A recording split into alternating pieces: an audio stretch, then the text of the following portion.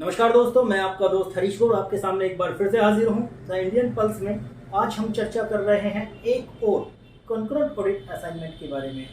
Concurrent audit assignment ये निकला है बैंक ऑफ बड़ौदा में और इसकी जो लास्ट डेट है अप्लाई करने की वो 9 सितंबर 2022 है। तो आपके पास में अभी भी 4 से 5 दिन हैं, तो आप इस ऑडिट को अप्लाई कर सकते हैं। सभी जोन्स में ये ऑडिट निकला हुआ है, तो उन सभी जोन में अप्लाई कर सकते हैं। फर्म की एप्लीकेशन के लिए क्या क्या कंडीशन लगाई गई हैं वो एक बार सारी कंडीशन हम आपके साथ डिस्कस कर लेते हैं। तो इनकी सबसे पहली कंडीशन तो यही है कि एक फर्म एक ही जोन में अप्लाई कर सकती है। अगर एक से ज़्यादा जोन में उस फर्म के ऑफिसेस हैं, ब्रांच ऑफिसेस हैं, तो वो सभी जोन में अप्लाई नहीं कर पाएगी, सिर्फ किसी एक जोन में ही अप्लाई करेगी। और अगर एक से ज़्यादा जोन में किसी फर्म ने अप्लाई कर दिया तो उस फर्म को रिजेक्ट कर दिया जाएगा। इसके साथ साथ ही कुछ और कंडीशंस भी हैं, जो मोटी मोटी कंडीशन हम आपके साथ में चर्चा कर लेते हैं। जो इनका रिक्वेस्ट फॉर प्रपोजल फॉर्म आया है जिसमें सभी टर्म एंड कंडीशन, वर्क का स्कोप, फी स्ट्रक्चर वगैरह लिखा हुआ है, तो उन सभी पर आज की इस वीडियो में हम आपके साथ चर्चा कर रहे हैं। तो अगर अभी तक आपने हमारे इस चैनल को सब्सक्राइब नहीं किया तो चैनल को सब्सक्राइब कर लीजिए, क्योंकि आपको टेंडर से रिलेटेड सभी खबरें हमारे इसी द इंडियन पल्स पर मिलने वाली हैं। सबसे पहले हम आपके लिए जॉब से रिलेटेड भी वीडियोस लेकर आ रहे हैं। कौन कौन सी लेटेस्ट जॉब है इंडस्ट्री में जो आप लोग अप्लाई कर सकते हैं, तो उनको लेकर भी हमारी वीडियो आने वाली है। तो आप हमारे चैनल के साथ बने रहिए। तो आइए चर्चा करते हैं क्या क्या टर्म एंड कंडीशंस लगाई गई हैं एक फर्म के लिए जो इस टेंडर को अप्लाई कर सकती है। सबसे पहली कंडीशन तो यही है, फर्म रजिस्टर्ड होगी और उसके साथ साथ ये फर्म पार्टनरशिप या फिर एलएलपी होनी चाहिए। प्रोप्राइटरशिप फर्म इस टेंडर को अप्लाई नहीं कर सकती हैं, इस कंकरेंट ऑडिट के लिए एलिजिबल नहीं है।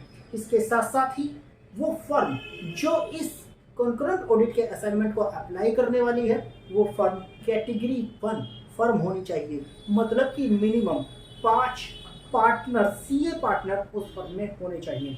कैटेगरी वही होंगी जो स्टैट्यूटरी ऑडिट के लिए आरबीआई की तरफ से कैटेगराइज की जाती हैं हमारे लिए, वही कैटेगरी यहाँ पर भी एप्लीकेबल होंगी। इसके साथ साथ ही उस फर्म का एक्सपीरियंस भी यहाँ पर मैटर करेगा, क्योंकि जो क्राइटेरिया बनाए गए हैं, जो टेक्निकल बिड के लिए इन्होंने क्राइटेरिया बनाए हैं, उनके आधार पर डिस्ट्रीब्यूशन है मार्क्स का।